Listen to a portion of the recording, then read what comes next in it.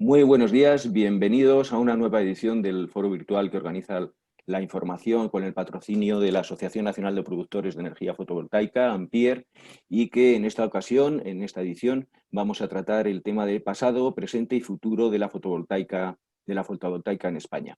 Es un tema pues, absolutamente actual y para hablar de él nos acompañan José María González Moya, que es director general de la Asociación de Empresas de Energías Renovables, APA, Francisco Pérez, que es vocal de la Junta Directiva de AMPIER, y Javier García Breva, que es presidente, entre otras cosas, presidente del Consejo Asesor de la Fundación Renovables. Todos ellos, bueno, pues evidentemente están muy interesados y muy implicados en el negocio fotovoltaico y tienen una visión de la realidad del negocio y el desarrollo de esta energía pues absolutamente crucial e importante.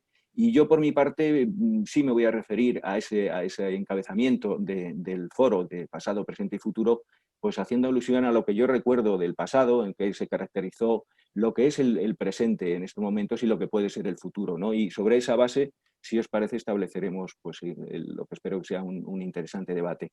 Del pasado, bueno, pues en fin, los que hemos seguido el tema energético durante todos estos años, recordamos especialmente pues cómo fueron aquellos comienzos de la energía fotovoltaica, de los paneles, de las polémicas que rodearon todo aquello, los titulares espectaculares cuando se cuestionaba las primas, cómo el desconcierto a la hora de enfrentarse a ese desarrollo inicial, los recortes, la polémica de los recortes, los sacrificios, las protestas de aquellos que vieron en el desarrollo de la energía fotovoltaica una oportunidad lógica, lícita y buena de negocio, contribuyendo además a algo que era importante, que era la contención de los gases de efecto invernadero y contribuir a la transición energética. Y de aquello, bueno, pues aquellas protestas, el camino del sol, Francisco, que recordarás, y que, en fin, acabó como acabó, ¿no? Eso con respecto al pasado y por mi parte, lo que recuerdo como informador, ¿no? En el presente, pues nos enfrentamos ahora mismo pues, a un desarrollo espectacular, a un boom, a una explosión. Es algo que recogen titulares semana tras semana, mes tras mes, informaciones sobre lo que está sucediendo con las peticiones de permisos de conexión, el desbordamiento de la CNMC y también cómo la energía fotovoltaica pues, se ha consolidado como la energía de futuro. Ese es el futuro. Hay datos espectaculares, los datos del 21 de marzo que ha proporcionado Red Eléctrica de España, pues nos dan una idea de lo que está sucediendo y la importancia que ha cobrado la energía fotovoltaica en España, ¿no? Hasta un 37%, el 21 de marzo, que si no me equivoco fue un domingo, hasta un 37% de la demanda en ese día se cubrió con energía fotovoltaica, absolutamente espectacular. Eso que asistimos también en el presente y que da una idea de la importancia que ha cobrado el desarrollo de la fotovoltaica, pues las petroleras anunciando inversiones en energía fotovoltaica, los grandes grupos apostando por la instalación de grandes parques y el futuro. Pues el futuro, en mi opinión, y desde el punto de vista informativo, apasionante, ¿no? Por lo que implica de cambio el desarrollo de esta tecnología, por lo que puede suceder si el camino en ese desarrollo se lleva de la forma adecuada o al revés, por lo negativo que puede llegar a ser el que de alguna forma ese proceso pues no se encauce de la manera adecuada, ¿no? El futuro, pues hay un atisbo, en mi opinión, de lo que puede pasar con ese desarrollo de las grandes instalaciones que se están dando en España ahora mismo y que Ampier yo creo que en alguna ocasión lo ha destacado reciente, de que 4 de los grandes parques europeos van a estar en España y además están impulsados pues, por grandes grupos, ¿no? Lo cual pues, tiene sus consecuencias también a la hora de encarar el proceso de transición energética y sobre todo el proceso de transición justa. Yo, sin más, os daría la palabra. Empezaría por José María González Moya, que nos dé un poco su visión con esa idea de pasado, presente y futuro, pero enfocándola donde tú quieras, José María. Hola, buenos días, Santiago. Bueno, oye, muchas gracias a la información y a nuestros amigos de Ampier por la invitación a participar en este webinar. Y bueno, coincido contigo en muchas de las cosas que has dicho, por no decir en todo, ¿no? Yo creo que en casi todo. Compartimos un poco la visión de lo que es la tecnología solar fotovoltaica. Yo empezaría casi por el final, haciendo un repaso sobre el pasado, presente y futuro de la fotovoltaica en España.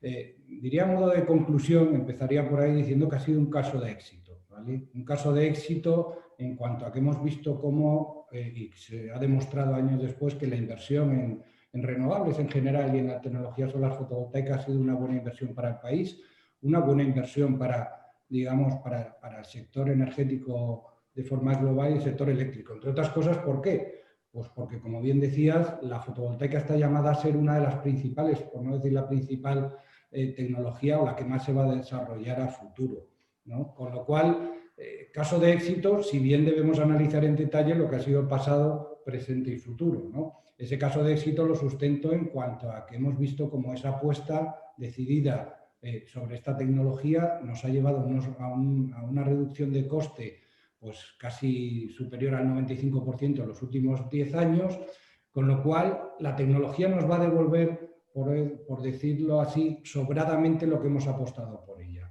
Entonces, sin embargo, refiriéndome al pasado, sí que diríamos que a nivel tecnológico, si bien ha sido un éxito, refiriéndonos al pasado, el desarrollo sí que es verdad que no ha sido el más afortunado en España, sobre todo por un criterio de gobernanza, entendemos nosotros, ¿no? Un criterio de falta de gobernanza en cuanto al desarrollo, control, impulso, ayudas, etcétera, etcétera. Hemos visto cómo desde los gobiernos de España de los años 2000 pues, se animaba a la inversión en renovables, a la inversión en fotovoltaica, y por desgracia pues luego vimos como una injusta reforma eléctrica pues penalizó pues duramente a todas las renovables, pero sobre todo con el foco en esta tecnología, en la solar fotovoltaica.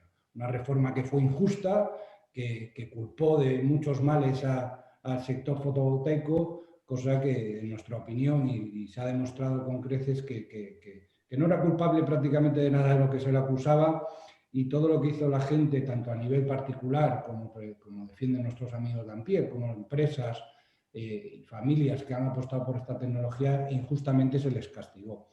Eso en cuanto al pasado, evidentemente, pero claro, refiriéndonos a ese pasado,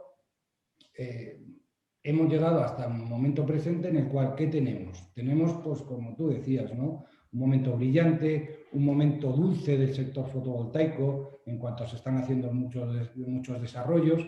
Fijaros que en el año 2019, que no hace tanto, hace poco más de un año y medio, batimos el récord de instalación de renovables en general y de fotovoltaica en particular. Pusimos en marcha más de 4.200 megavatios de instalaciones fotovoltaicas a red y más de 400 megavatios de autoconsumo. Este desarrollo del 2019 venía fruto de las subastas celebradas en 2016 y 2017. Sin embargo, hemos visto como en el año 2020, sin ningún mecanismo regulatorio, bien sea subastas o cualquier otro tipo de medidas de impulso, hemos visto cómo se ha mantenido ese esfuerzo inversor y hemos puesto en marcha más de 2.600 megavatios de plantas solares fotovoltaicas y, lo que es otra magnífica noticia, más de 600 megavatios en régimen de autoconsumo. Autoconsumo que está llamado también a liderar y ser protagonista del futuro energético nacional. Y el presente ese es el que tenemos. Coincido contigo de alguna manera que sí que es verdad que también estamos viviendo un interés, yo no lo catalogaría como boom o burbuja, sino como un interés desmedido en alguna ocasión o en algunos casos en relación a esta tecnología y su desarrollo futuro. Y es en ese futuro donde quería establecer o dar la idea de que es un futuro brillante lo que le espera a esta tecnología. Lo que pasa es que debemos hacer las cosas bien. Evidentemente decirlo es muy sencillo, ¿no? Pero yo creo que en España tenemos experiencia de hacer las cosas mal y de hacer las cosas bien. Copiemos lo que hemos hecho bien en el desarrollo de esta tecnología y debemos caminar hacia inversiones inteligentes, inversiones que generen empleo, que generen riqueza, que generen industria. No solo mantengan la industria nacional que tenemos actualmente, sino que la impulsen. Y es ahí donde debemos buscar un equilibrio racional entre lo que es el desarrollo de grandes centrales de generación, bien sea de tecnología fotovoltaica o cualquier otra renovable, o pequeños y, digamos, desarrollos con carácter distribuido. Tenemos que buscar ese equilibrio, dado que ambas soluciones tienen sus ventajas e inconvenientes, como todo en esta vida. Evidentemente, pedimos unos precios competitivos de electricidad. Pues ahí tenemos que buscar, digamos, economías de escala y desarrollos que nos permitan, de alguna manera, aprovechar nuestros precios. Pero tenemos que buscar ese equilibrio en cuanto a que en este desarrollo participen pues, las familias, digamos, a nivel doméstico, a nivel industrial. O sea, podemos buscar un equilibrio ordenado del sector, ya que actualmente tenemos 13.000 megavatios más o menos de tecnología solar fotovoltaica instalada, unos 11.500 conectados a red y 1.500 de autoconsumo, pero es que tenemos que crecer hasta más de 39.000 megavatios. Es la tecnología renovable que más crecimiento va a experimentar en estos próximos años. Y es ahí donde está ese interés desmedido que hablábamos. Fíjate que solo en permisos de acceso y conexión concedidos a fecha de hoy tenemos más de 96.000 megavatios con acceso concedido. Sin embargo, vamos a desarrollar pues en torno a unos 25.000 o 26.000 nuevos respecto a lo que tenemos actualmente. Con lo cual, estaríamos hablando, entre comillas, que nos sobran 70.000. Nos sobran 70.000 que veremos a ver cómo queda todo esto, ¿no? Pero, sin embargo, bueno, el futuro es esperanzador. La idea es que, y lo que me gustaría transmitir es que la fotovoltaica ha sido un caso de éxito, salvo las, digamos, las injustas medidas que se tomaron en contra de este sector en muchos casos, y es ahí donde nos debemos apoyar, en ese caso de éxito, y van a gloriarnos de que esa apuesta decidida por esta tecnología nos va a devolver con creces los esfuerzos que hemos hecho en los últimos años. Gracias, José María. Francisco, ¿cómo lo ves desde Ampier?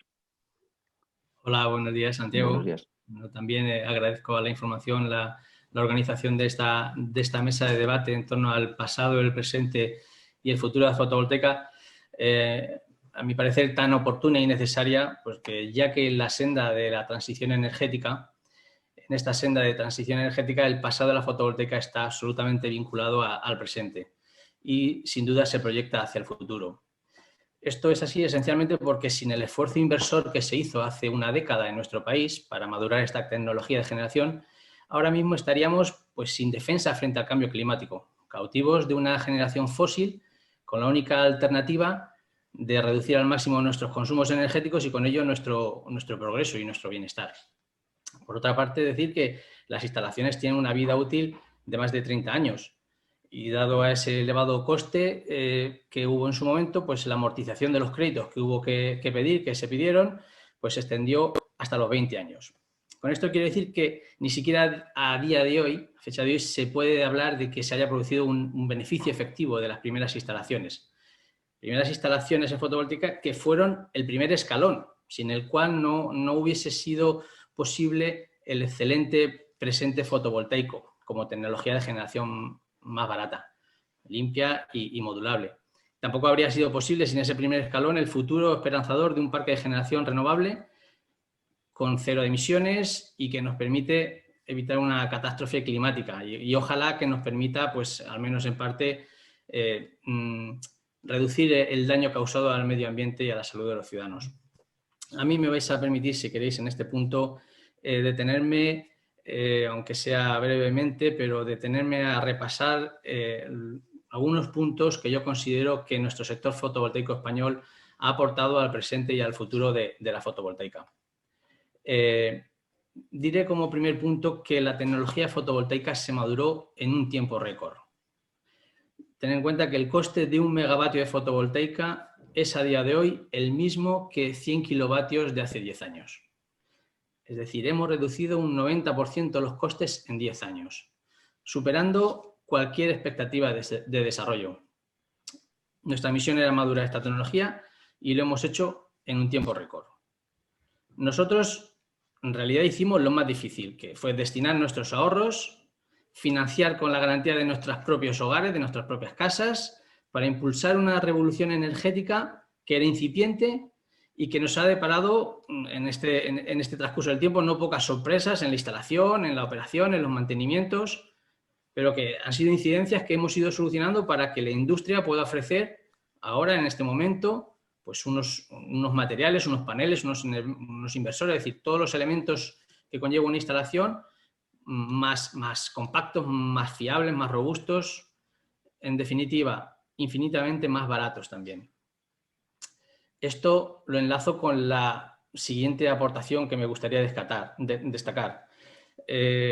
generamos una industria renovable española potente e internacionalizada. Con nuestros inversores, con nuestras inversiones y nuestros desarrollos se ha permitido la creación de una industria española fotovoltaica sólida y capaz de aportar soluciones, con unas ingenierías que son referencia a nivel mundial. Este vector aporta sin duda empleo, aporta riqueza y aporta prestigio industrial al país, prestigio a la marca España. Como tercer punto, yo destacaría que los objetivos país de penetración de renovables se mejoraron notablemente. Sin duda, otra gran aportación de nuestro colectivo ha sido llevar a nuestro país a cumplir con los objetivos internacionales de descarbonización y penetración de renovables en el mix energético. Nuestras instalaciones, hay que reconocer que han evitado precios altos de la factura de la luz. Sin duda, las renovables han necesitado apoyos, no hay que negarlo, eso es cierto. Pero esos apoyos hay que reconocer que han sido la mejor inversión de la sociedad española, cuyos réditos se han visto llegar muy pronto, en forma de energía cada vez más limpia y cada vez más barata. Además, yo creo que la sociedad debería saber que si las renovables primeras no hubiesen aparecido, el precio de la luz hubiese sido más caro que el que ha tenido que afrontar con las primas incluidas. Las renovables hay que tener en cuenta que entraron al mix a un coste cero y evitaron la necesidad de tener que recurrir a grupos de generación con costes muy elevados. Esto lo hemos podido comprobar en los meses pasados de este invierno, esta Filomena, este temporal que hemos tenido, donde no teníamos viento, no teníamos sol y donde al no entrar renovables en las últimas semanas de enero, pues tuvimos unos precios estratosféricos de la luz. Pues esto es lo que hubiese pasado durante la última década, una pesadilla continua de precios cercanos a los 100 euros megavatios si no hubiésemos contado con la fotovoltaica y la eólica. En cuarto punto, yo destacaría que hemos liderado una revolución social, no solo tecnológica. Las 60.000 familias fotovoltaicas hemos logrado recuperar la posibilidad de generar energía. Esto es algo muy importante. Hemos dejado de ser unos meros paganos de facturas para ser también parte de la generación, tanto para evacuar a red como para autoconsumos. La realidad, si lo pensamos, la energía es producida por los ciudadanos desde la noche de los tiempos, pero fue en el siglo XIX y fundamentalmente en el XX cuando se centralizó por la tipología de fuente de generación, que eran de difícil gestión, unas regulaciones que favorecieron la concentración en lo que se convertiría en el negocio más lucrativo que hemos conocido en este país. Pues los fotovoltaicos hemos recuperado esa soberanía energética. Es muy importante. Ese avance es muy importante y es necesario que lo valoremos. Hemos demostrado capacidad en la generación de energía. Somos la punta de lanza de un modelo que, además de renovable, debería ser social. Es también importante el hecho de que hemos podido denunciar desde dentro todas las irregularidades que pudimos ver en el sistema eléctrico.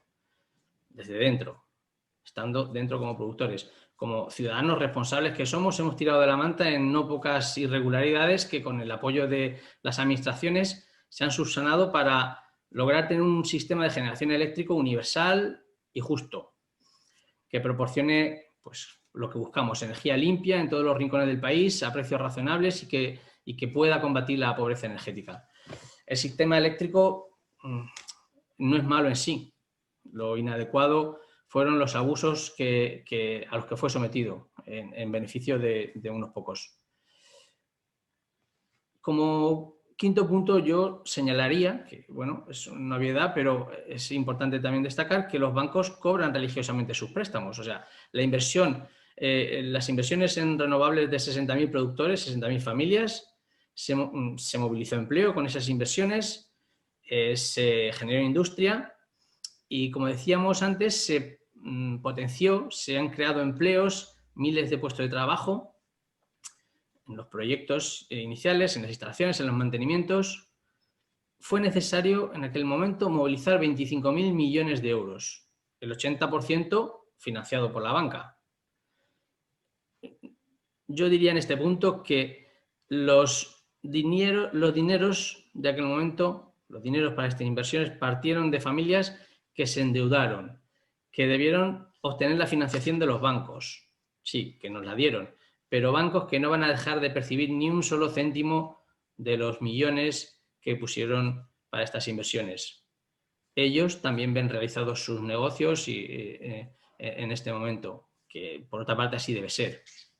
Pero, ¿qué pasa? Mientras tanto, nosotros estamos soportando todavía unas retribuciones mermadas y un nulo reconocimiento.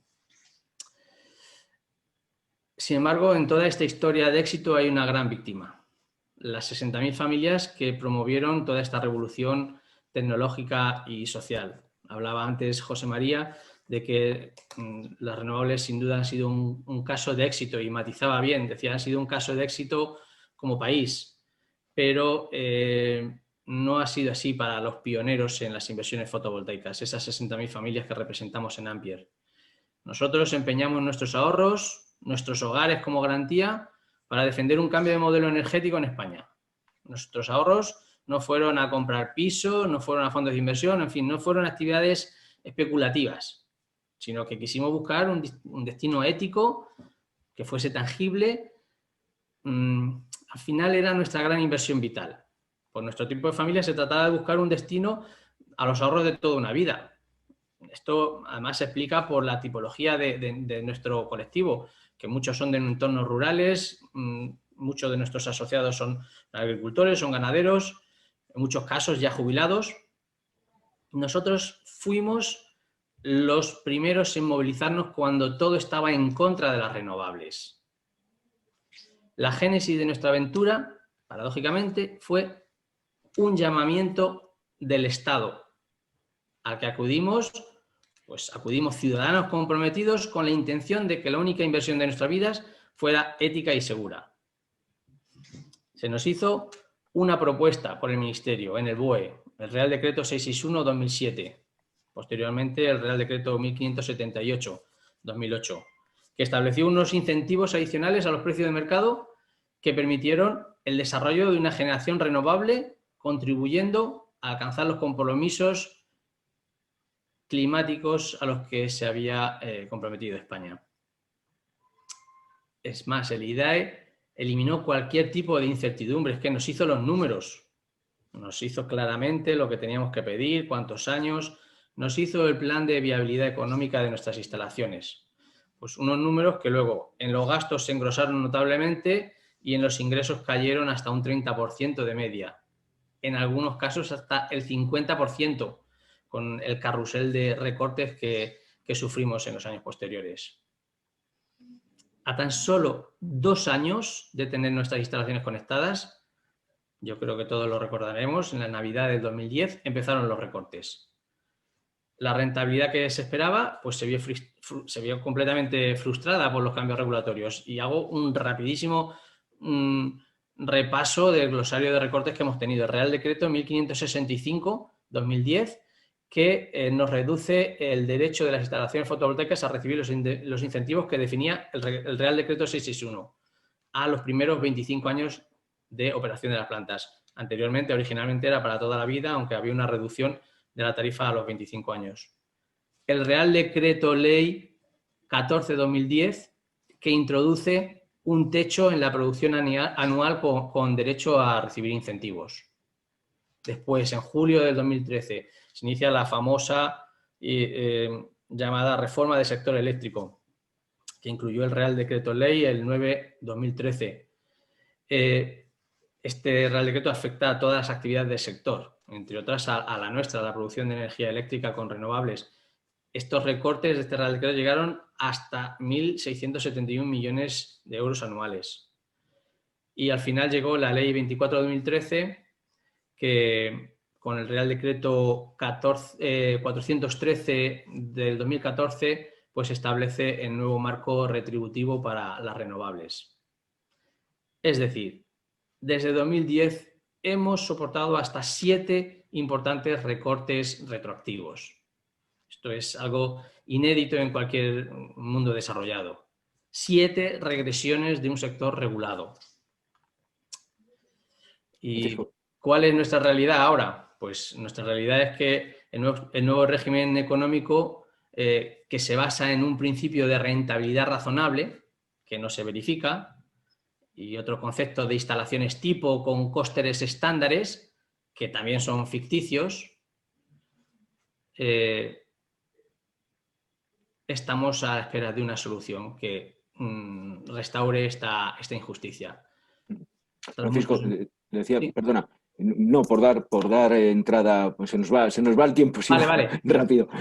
No, por dar entrada a Javier García Breva, que nos cuente, que nos ponga un poco su Perfecto. idea. Javier ha escrito, bueno, mucho, ¿no?, sobre la tendencia que tiene el sector de la energía fotovoltaica en la transición energética, lo importante que puede ser para el desarrollo de un modelo energético mucho más justo, más equilibrado y sobre todo mejor para los consumidores, y me gustaría escuchar ahora su opinión. Luego podemos entrar un poco también en las ideas de lo que se ha hecho mal y que debería tenerse en cuenta para no volver a repetir las cosas del pasado, ¿no?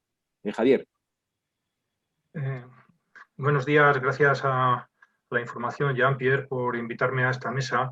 Yo creo que lo que estaba diciendo Francisco, el representante de Ampere, pues refleja un poco, y yo lo voy a unir, el pasado y el presente.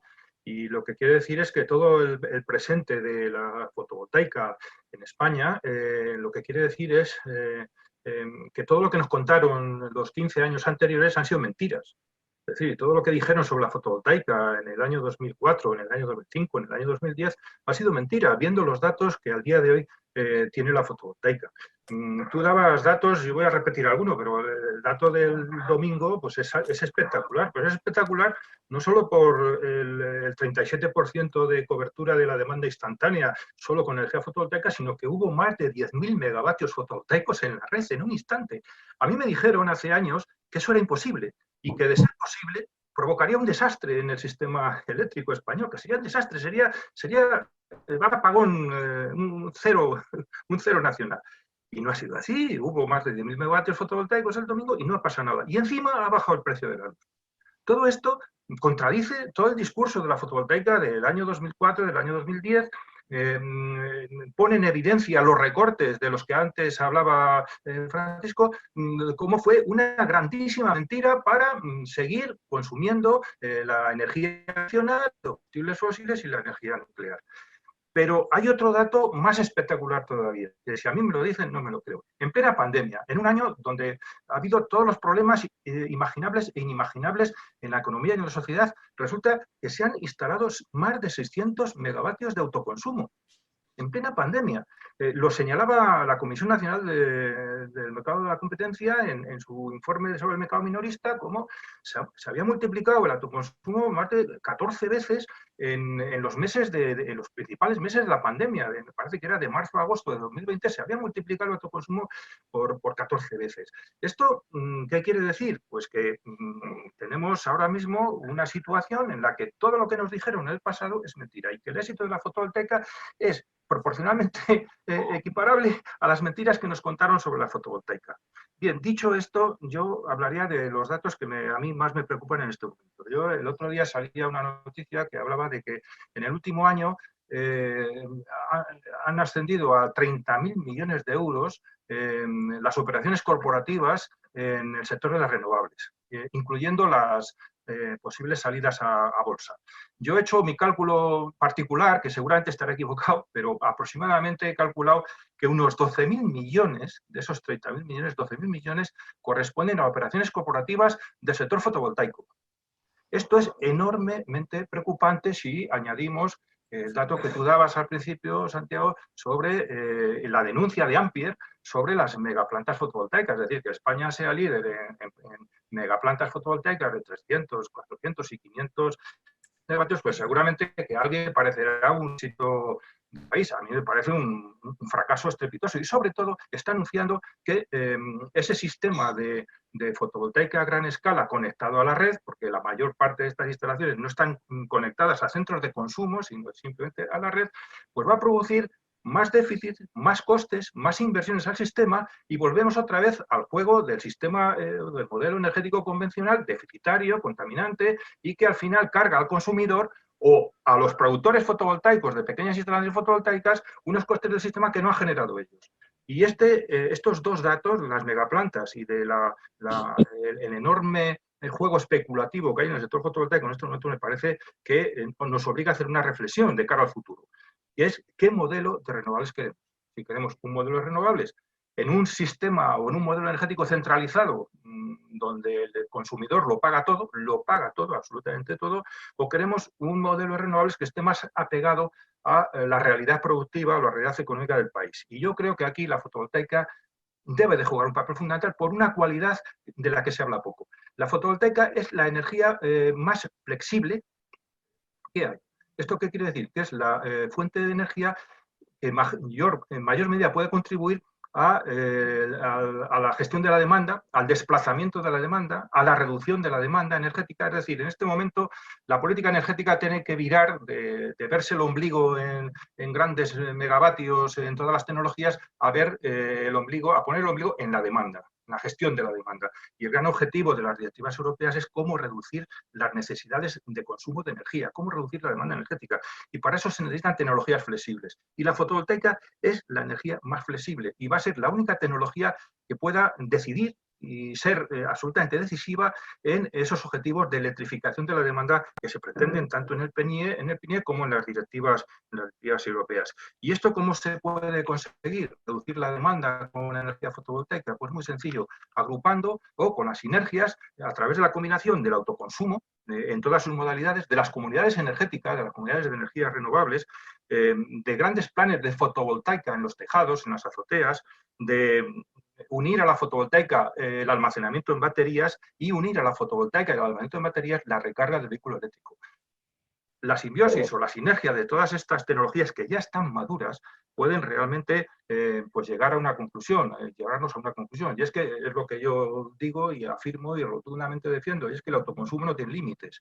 Y eso quiere decir que el desarrollo de la fotovoltaica distribuida, tampoco tiene límites. Y ya termino. Las dos medidas que yo propongo pues, para que esto pueda ser una realidad es que en este país hay que revisar la regulación eléctrica para que el recibo de la luz no sea que el recibo de la luz sea un incentivo al ahorro de energía y a la eficiencia energética, que los contadores inteligentes no sean un instrumento de la compañía eléctrica para facturar al consumidor, sino un instrumento de eficiencia energética al servicio del consumidor, como dice la Directiva Europea del Mercado Interior de la Electricidad, y que habría que abrir un debate sobre la gestión de las redes eléctricas de media y baja tensión, porque eso es lo que puede realmente también significar una barrera o un acicate al desarrollo de la generación distribuida. Y luego un instrumento que a mí me parece inútil, que es el Código Técnico de la Edificación, que todavía está en el año 2010, cuando hay una directiva de edificios del año 2018 que está sin transponer, y en los códigos de la construcción habría que incluir el autoconsumo, los contadores inteligentes, la eficiencia energética de los edificios, incluyendo el uso de las renovables en la edificación y en el transporte. Muchas gracias, Javier. Entramos, en fin, ahora podemos entrar en debate. Yo sí me dirigiría a Francisco porque ha hecho, digamos, un repaso exhaustivo a lo que fue el pasado, la importancia de lo que se hizo en el pasado, lo que sufrieron aquellos pioneros en el tema de los primeros inversores, ¿no?, en energía fotovoltaica y los recortes que sufrieron. Eso es el pasado, pero a futuro, y eso es una pregunta abierta a todos, Javier ha hecho alguna alusión a lo que sería necesario. ¿Qué medidas, también José María, también para ti iría dirigida la pregunta, qué medidas habría que considerar, digamos, indispensables para que el desarrollo de la energía fotovoltaica pues no cometiera los errores a los que aludía José María también en algún momento de su intervención, los errores del pasado? Francisco, si quieres, empiezas, y Javier, también puedes intervenir cuando quieras. Gracias, Santiago. Yo creo que, como decía Javier, el futuro sin duda va a ser renovable, y dentro de las renovables la fotovoltaica va a tener un papel predominante por sus características. Lo que me temo es que puede que sea renovable, pero hay muchas posibilidades de que no sea social, que no sea distribuido, y esa sería un gran error de país. Estamos viendo cómo proliferan los megaparques, los mares de placas solares. Está produciéndose el cambio de sistema energético, cambio de tecnología, pero no se está cambiando la propiedad. Está quedando en manos de de pocos titulares, encima foráneos, de fondos extranjeros, y al final la riqueza de esas inversiones no va a redundar en el territorio, en los ciudadanos. Incluso por eficiencia energética, como decía también Javier, es decir, todos estos megaparques van a líneas de transporte de alta tensión que suponen unas pérdidas enormes hasta que llegan a los domicilios, al consumo. Es mucho más eficiente en los parques pequeños. En Ampier abogamos por parques de hasta 10 megavatios que ocupan 15 hectáreas de superficie como máximo, que no tienen afectación apenas al territorio, que se organizan en el entorno sin tener afectación, que están promovidos por pequeñas empresas, en muchos casos de los pueblos donde se ponen. En fin, una tipología de parques sociales distribuidos por riqueza de país y por eficiencia energética deberían promoverse. Si dejamos que el libre mercado lo haga todo, las economías de escala funcionan y jamás estas promociones pequeñas de 2 megavatios, de 5 megavatios, 1 megavatio, va a poder competir con los 500 megavatios de una gran empresa. Entonces, ha de defenderse esta tipología de parques pequeños, sociales y darles el espacio que necesitan. Gracias, Francisco. José María, ¿tú lo ves así? Sí, bueno, comparto con Francisco y Javier gran parte de sus reflexiones y bueno, sí que diría, por ejemplo, a ver, una asignatura pendiente que tenemos que desarrollar de forma urgente, como decía Javier, es el Código Técnico de la Edificación, que se ha quedado obsoleto ya prácticamente cuando nació, ¿no? Ahí vemos que se debe establecer, no como contemplaba hasta ahora, sino se establecía en el CTE un objetivo de instalación, imaginaros, de superficie de placas, sino que se obliga que un porcentaje de tu consumo, de tu edificio, tu vivienda o de tu instalación, provenga de renovables y provenga, en la mayoría de los casos, de fotovoltaica, que es la tecnología que está más o mejor posicionada para ello. Es fundamental, y el Gobierno está trabajando en ello, el conocer ya la estrategia de autoconsumo, hacia dónde nos vamos a guiar, cómo vamos a desarrollarlo, cómo vamos a empujar pues, tanto a las familias como a las, digamos, pymes e industrias a que apuesten por esta modalidad de solución energética, y ahí es donde las comunidades energéticas jugarán un papel fundamental. Tenemos que desarrollarlo de forma, digamos, óptima para que de alguna manera los retornos recaigan sobre esas comunidades energéticas, se diseñen de forma eficiente y tanto a nivel, digamos, de ahorro de costes en cuanto a la propia comunidad, sino también lanzando el nivel de compromiso de apuesta por la sostenibilidad, por las renovables. Digamos, no debemos centrarnos solo en, oye, yo voy a instalar pues, cualquier tipo de solución de autoconsumo, fotovoltaica o renovable, por aquello de reducir nuestro consumo energético, sino también porque estamos ayudando al planeta, a nuestro entorno y a nuestros conciudadanos. Y ahí sí que me diferencio un poco de lo que comenta Francisco y Javier en cuanto a que nosotros creemos particularmente también que se debe desarrollar el tema de las subastas. Creemos en un modelo equilibrado, ¿vale? Buscando ese equilibrio en cuanto a esas plantas de generación, ¿vale? Evidentemente estos megaparques hay que vigilarlos muy bien, tenemos que ver si son convenientes, ¿no? Qué nos reportan sobre el territorio, qué impactos tienen, y es ahí donde son las administraciones las responsables de velar porque las cosas se hagan bien. Tenemos que ver que los usos del suelo son compatibles con la actividad. Tenemos que ver si los impactos que generan ambientales de estas instalaciones son compatibles con la zona y con los usos que se pretenden. Y ahí es donde nosotros sí que defendemos ese equilibrio entre generación distribuida y de alguna manera centralizada. No tenemos que perder de vista que en 2030 casi el 75% de nuestra electricidad deberá ser renovable.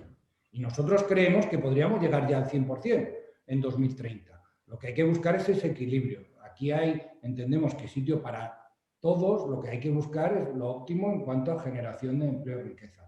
Me refería al desarrollo de subastas a futuro, velando por ese desarrollo ordenado, tanto de un sistema como de otro, potenciando aquel que más empleo y riqueza nos da y potenciando y diferenciando también el tamaño. No hagamos competir grandes instalaciones con pequeñas instalaciones a la hora de establecer ese tipo de subastas.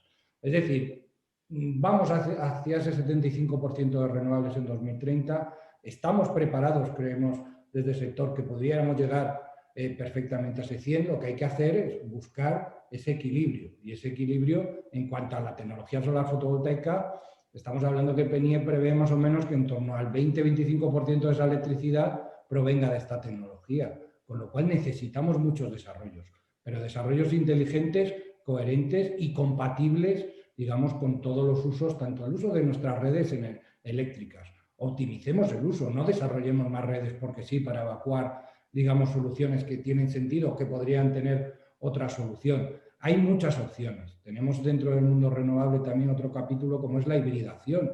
Tenemos muchas instalaciones renovables puestas en marcha. Podemos hibridar instalaciones optimizando ese uso de las redes, evitando nuevos impactos y nuevos desarrollos que vayan no solo en contra de nuestro territorio o con impactos ambientales, sino en contra de nuestros propios bolsillos como consumidores eléctricos. Ahí es donde tenemos que optimizar todo, ser eficientes y hacerlo de forma inteligente. Gracias. Las menciones que habéis hecho tanto al Código Técnico de Edificación como a las comunidades energéticas me ha hecho recordar que España, que siempre se comporta con bastante retraso en la incorporación de las directivas europeas, no sé si está en fin, actuando de forma adecuada para ajustarse a lo que esas directivas europeas establecen, ¿no? En el caso del Código Técnico de Edificación creo que vamos con un retraso, el retraso de siempre, ¿no? El retraso de una década. No sé, Javier, no sé si puedes... Sí, el retraso del Código Técnico de la Edificación se tenía que haber traspuesto la directiva de 2018 en el 2010.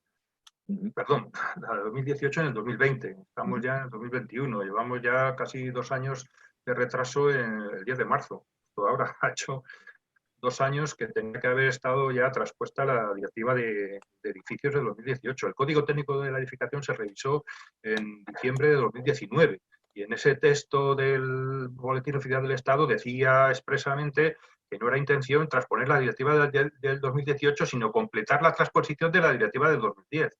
Ahora mismo el Código Técnico de la Edificación está en periodo de alegaciones, una nueva actualización simplemente para incluir la recarga de los vehículos eléctricos en los edificios, pero no aborda todo el complejo tema, los temas que plantea la nueva directiva de 2018, que incluye el autoconsumo, los puntos de recarga y las aplicaciones inteligentes, entre ellas el contador inteligente como instrumento de eficiencia energética de los edificios. Es decir,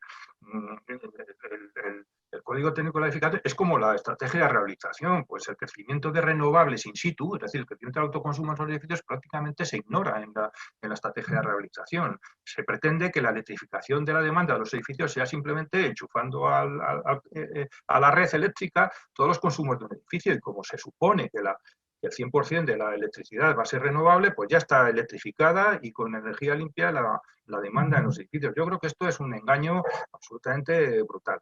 Y ahora yo creo que el gran problema está en que tenemos, yo creo que has dado tú el dato, hay ya, o José María, hay 100 gigavatios autorizados por red eléctrica de fotovoltaica. Yo me imagino, porque no lo he podido comprobar, pero me imagino que esos 100 gigavatios, igual que ha ocurrido con las subastas, serán de grandes instalaciones. No tengo el dato, pero me imagino que serán de grandes instalaciones, es decir, 100 gigavatios que se añaden al modelo centralizado de generación eléctrica y generación distribuida cero. Yo creo que el desequilibrio que hay entre la generación distribuida y la generación centralizada en el mix energético actual y que no se resuelve en el PNIEC es muy grave. Es un desequilibrio que hay que corregir inmediatamente. Si pensamos en que el modelo es sustituir las centrales térmicas actuales por centrales renovables a gran escala, yo creo que lo único que estamos haciendo es servir a los fondos de inversión extranjeros un dividendo muy rentable, pero que al consumidor no le va a beneficiar en nada, incluso van a aumentar los déficits del sistema. Y tendremos otra década ominosa como la anterior, con el famoso déficit tarifario, y volverán a culpar, yo no sé ahora quién culparán, porque si el mayor detractor de la fotovoltaica fue en su momento Iberdrola y ahora es el que más invierte en fotovoltaica, no sé a quién echará la culpa, al hidrógeno seguramente, porque es la más inmadura y en la que más se quiere invertir ahora, paradójicamente. Y yo creo que este desequilibrio provoca un problema de seguridad energética, y esto para el sistema energético es pecado mortal. Y yo creo que lo hemos visto en la Filomena. La borrasca Filomena detectó problemas de seguridad energética porque no está el sistema preparado para afrontar fenómenos climáticos extremos, no está el sistema preparado para afrontar, por ejemplo, que un buque metanero desvíe su rumbo de Argelia a Corea o a Japón y no lo traiga a la península, o no está el sistema eléctrico preparado para afrontar pues, una inestabilidad de la red eléctrica porque se caiga un tendido eléctrico de alta tensión en la A3.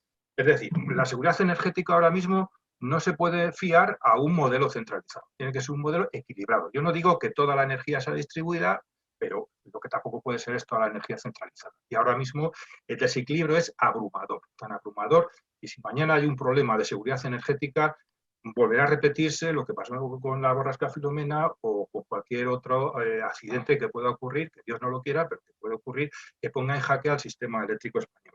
Y yo creo que junto con eso hay otro, yo creo que lo habéis citado, otro desequilibrio que genera este otro desequilibrio entre generación centralizada y distribuida, que es la relación entre el territorio y la energía. El sistema centralizado, todos los conocemos, pues ha provocado desequilibrios territoriales tremendos. Es decir, los grandes centros del consumo no tienen generación, Madrid y Barcelona, y la generación se produce en Galicia o en Guadalajara. Y entonces ese desequilibrio territorial pues, es carísimo, ambientalmente también muy dañino, y si seguimos con un modelo en el que prácticamente se prescinde de la generación distribuida, vamos a tener un problema ambiental muy grave. Muy interesante. Hay un punto en el que sí también me gustaría entrar. Igual, Francisco, tú que también estás muy pegado al terreno, ¿no? Y a la realidad de la instalación de parques y demás, y es el tema del empleo. En Extremadura recientemente, yo escribí recientemente un artículo en el que me hacía eco a un estudio que han hecho pues, un grupo de catedráticos y expertos en energía de la región, aludiendo precisamente a qué suponía en términos de empleo esos macroparques o esa instalación de millones de paneles, ¿no? Y una de las cosas que decían es, hay un primer impacto de creación de empleo que es evidente y es en la instalación, y después hablaban directamente de desolación, ¿no? Es decir, de que no cubre o no cumple con las expectativas de empleo que habitualmente se manejan cuando se habla de estos planes de desarrollo de la energía fotovoltaica. No sé si tenéis datos o cómo veis el tema del empleo, uno de los puntos fundamentales que se han tratado siempre a la hora de plantear los grandes planes, ¿no? Sí, sin duda, Santiago, el empleo tiene tanto una diferencia en cuanto a la cantidad de empleo que se genera en los grandes parques respecto de los pequeños parques. Es decir, en los pequeños parques la proporción es casi por 4 los empleos que se generan respecto de los grandes parques, la relación empleos por megavatio construido, es decir, que las economías de escala no solo funcionan en los costes de la instalación, sino también en los empleos de la instalación y de la operación. Es decir, también tiene una diferenciación en cuanto a la calidad del empleo que se genera. Los grandes parques, todos conocemos cuál es la operativa, generalmente pues, bueno, son promovidos por empresas extranjeras, grandes fondos, que a través de una larga cadena de subcontratas terminan en la ejecución material, pero que el deterioro en la calidad del empleo pues es enorme hasta que llega a construirse. Después hacen el parque y desaparecen, dejan la monitorización seguramente también subcontratada a otra gran empresa y el control fuera del territorio nacional casi seguro. Entonces, el empleo que se genera en los pequeños parques, en los que nosotros hicimos en el 2007 y en los que abogamos porque se sigan desarrollando, es un empleo local, es un empleo de calidad, es un empleo de permanencia muy diferente del empleo que generan las grandes plantas. Y luego, bueno, como ya he dicho, el ratio de empleos por megavatio construido, pues cuanto más megavatios tiene la planta, pues el ratio disminuye enormemente hasta dividirse por 4 la cantidad de empleos generados por megavatio. Gracias. No sé si queréis entrar, Javier, María. Bueno, yo destacaría, a ver, Santiago, en este tema de los empleos, evidentemente, a ver, hay que diferenciar y hay que tener en cuenta el carácter de las renovables, ¿vale? Es decir, lo que le pedimos unas veces a la tecnología respecto digamos, al sistema tradicional que conocemos. Como tú bien decías, las renovables son intensivas en capital humano, sobre todo en el momento de su implantación, ¿no? En el momento de la obra, construcción y desarrollo y puesta en marcha de instalaciones.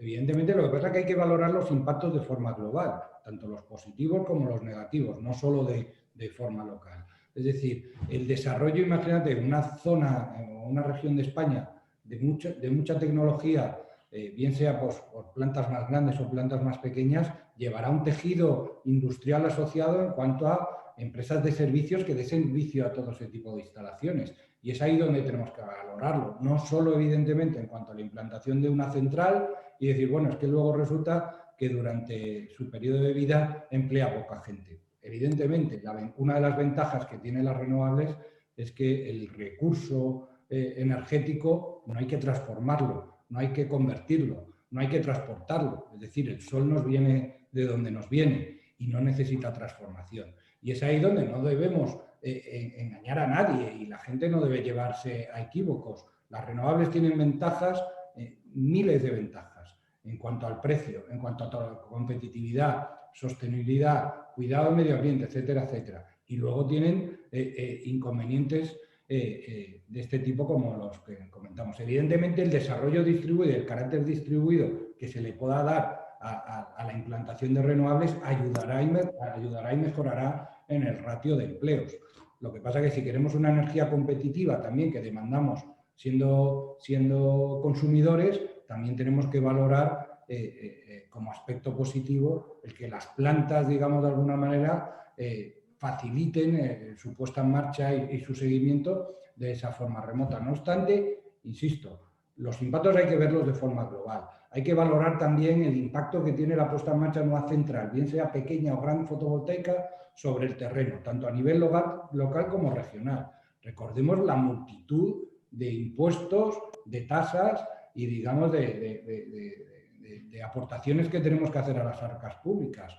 No solo el impuesto de actividades económicas a nivel local, el impuesto el equivalente al IBI, el impuesto de bienes inmuebles, el impuesto de sociedades que lleva su tramo autonómico. Es decir, toda la actividad de generación, bien sea en pequeño o gran escala, tiene unos impactos sobre el territorio que es lo que tenemos que valorar, tanto a nivel local como a nivel regional.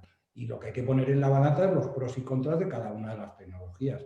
Y evidentemente yo creo que no cabe ninguna duda que las renovables pues ampliamente nos devuelven lo que apostamos por ellas. Y es ahí donde pues, coincido con Francisco y Javier, es ese equilibrio, el equilibrio y el desarrollo también de ese tejido a nivel distribuido que nos dará más empleo y riqueza que grandes actuaciones momentáneas y puntuales para sustituir las antiguas centrales de generación. Gracias. De todas maneras, Santi, yo quería hacer un inciso en que para mí la fotovoltaica es el principal recurso energético distribuido, junto con otros que citaba anteriormente, pero yo creo que equilibrar el mix con más energía distribuida necesita no sé cómo llamarlo, un cambio o una adaptación o casi una revolución en los perfiles y capacidades profesionales de la formación profesional en España en estos momentos. Muy interesante. En fin, llevamos casi una hora de interesantes intervenciones. Lo que ya os pediría es, en fin, unas conclusiones finales o un resumen de lo que puede pasar, sobre todo a futuro, ¿no? Porque del pasado sí que nos hemos ocupado, del presente pues también le hemos dado un buen repaso. Y, en fin, no sé si centrar vuestras intervenciones en futuro, pero en cualquier caso, pues, en fin, resumir un poco el asunto que hemos tratado a lo largo de una hora, ¿no? Yo empezaría, en este caso, por Javier. Tu intervención final a modo de resumen, conclusión y retos que tenemos delante. Mira, yo leía este fin de semana un informe de Wood Mackenzie sobre el futuro de la fotovoltaica y, bueno, pues habla nada más y nada menos de, a ver si acierto, 8.000 gigavatios de fotovoltaica en el mundo para el año 2050. 4.000 gigavatios. Hablaba de un margen de reducción de costes, aparte del 90% que decía Francisco en las últimas décadas, que en esta década en la que estamos ya aún se van a reducir más sus costes en un 25, hasta un 25%.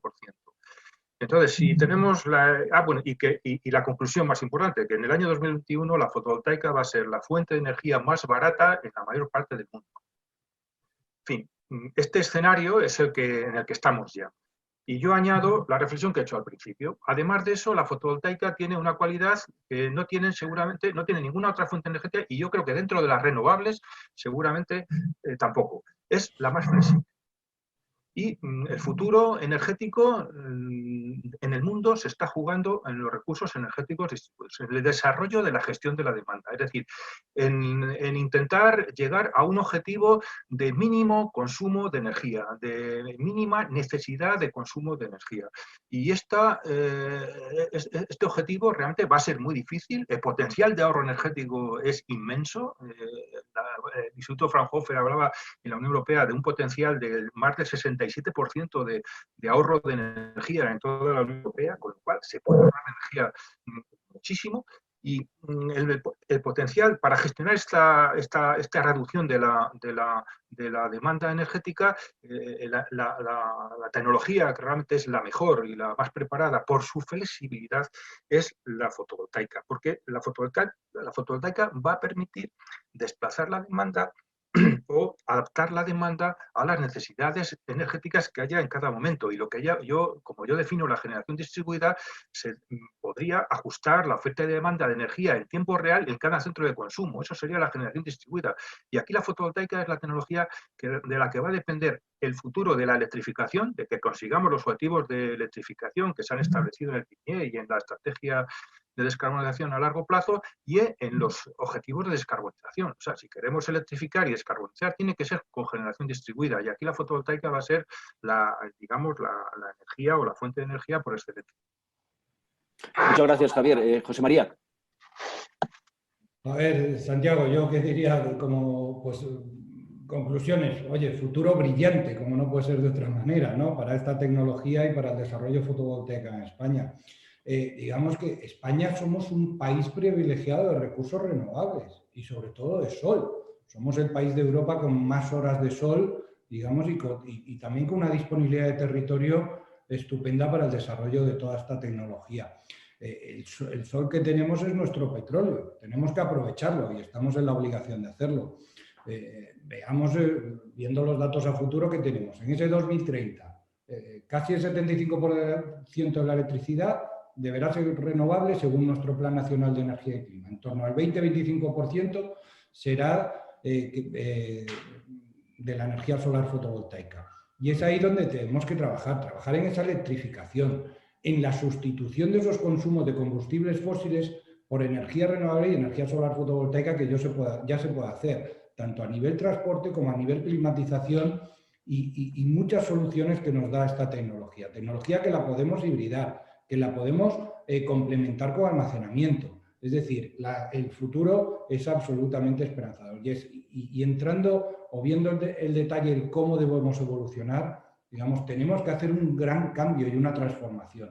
Aquí cabemos todos, caben muchos desarrollos, caben muchas tipologías de puesta en marcha en cuanto a esta tecnología solar fotovoltaica, y es ahí donde debemos buscar ese equilibrio que busque esa fuente de empleo y riqueza, ese desarrollo industrial, ese liderazgo a nivel mundial de nuestras empresas fotovoltaicas españolas, y también ese equilibrio en cuanto a la implementación y el desarrollo de la tecnología. Y hago un llamamiento a las administraciones en cuanto a que son ellas las que deben velar por la compatibilidad de uso de una fuente de generación de electricidad, compatibilidad de uso, compatibilidad con los impactos ambientales, y de alguna manera que todos nos beneficiemos, tanto a nivel, digamos, si te constituyes como productor de electricidad, como autoconsumidor, o simplemente consumidor de electricidad que quiere una energía y una electricidad barata y respetuosa con el medio ambiente. Y es ahí donde la administración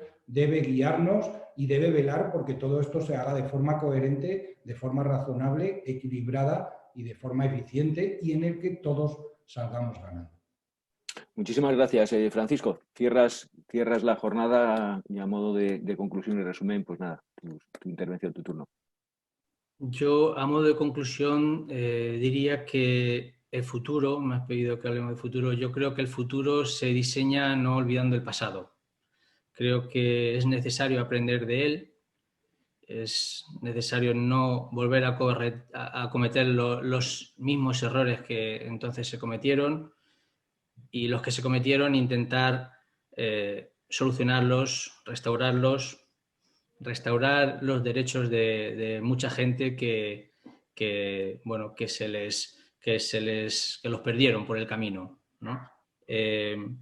Como país yo creo que estamos en deuda con un colectivo, con el colectivo de las 60.000 familias pioneras en las inversiones fotovoltaicas, y yo creo que sería de justicia pues tenerles ese reconocimiento social al que antes apelaba en la intervención y conseguir la restauración de los derechos conculcados en este proceso.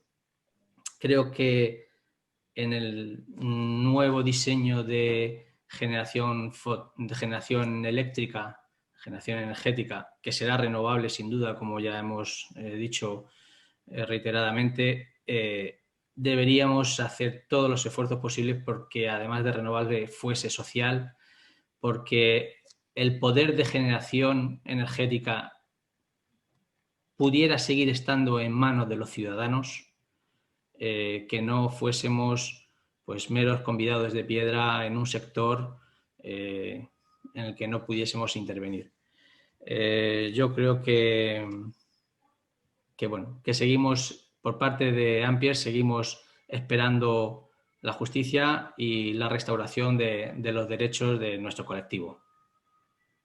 Pues muchas gracias, Francisco. Yo, en fin, daros las gracias por vuestras intervenciones, brillantes todas ellas, los datos que habéis puesto sobre la mesa, y a modo de conclusión por mi parte, muy rápida, solo decir que bueno, pues hemos hablado de un sector, el fotovoltaico, sobre el que pivota buena parte del futuro y del sistema energético en los próximos años y a futuro, y la descarbonización y la transición justa, todo ello pasa por el sector fotovoltaico, con unos riesgos que también habéis destacado, y es que se observan desequilibrios importantes, necesidad de que actúe la administración y que intervenga en la regulación, que para disipar esos errores o la posibilidad de cometer los mismos errores que en el pasado, y en fin, encarar esto como se debe encarar, ¿no? Daros, como digo, daros las gracias y, en fin, emplazaros para una próxima vez si sois tan amables. Muchísimas gracias. Encantado. Gracias a ti, Santiago. Muchas gracias. Gracias, adiós, un abrazo. Hasta luego, adiós. Hasta luego.